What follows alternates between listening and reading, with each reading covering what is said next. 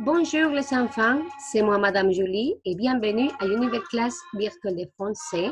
Comme chaque semaine, je vous envoie une vidéo explicative pour les sujets qu'on va travailler pendant la semaine.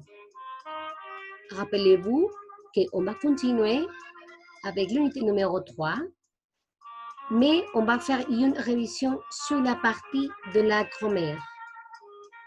Alors, c'est parti.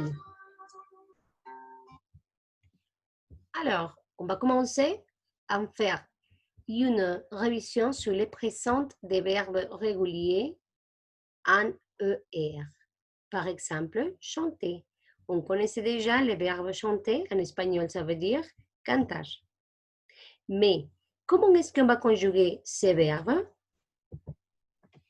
Exemple, nous avons ici le verbe parler.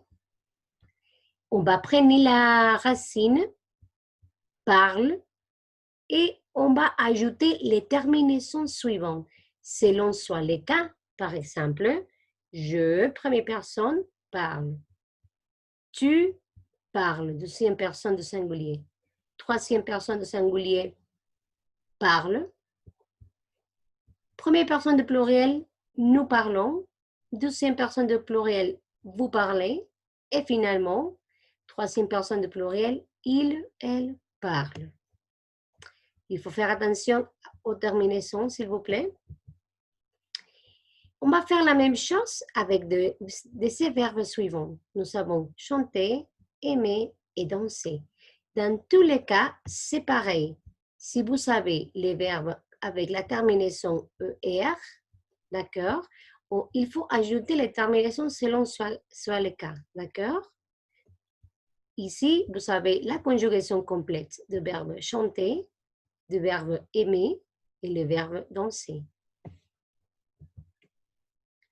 Ici, nous avons des autres exemples avec les mêmes types de verbes. De premier groupe, rappelez-vous.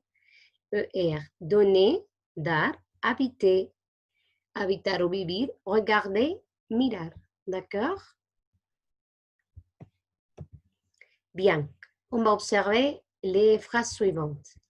J'aime le chocolat.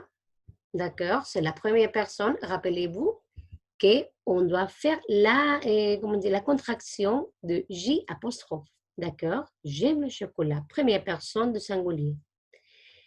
Après, nous avons Marie chante bien. Marie, rappelez-vous, que remplace à elle, la troisième personne de singulier, chante. Après, ils dansent souvent les week-ends.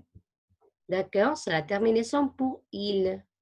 Souvent, rappelez-vous que c'est un adverbe d'intensité, ça veut dire seguido. Vous donnez le livre à votre ami, d'accord? Nous habitons une vieille maison. La fille regarde la télévision, d'accord? Ce sont des exemples.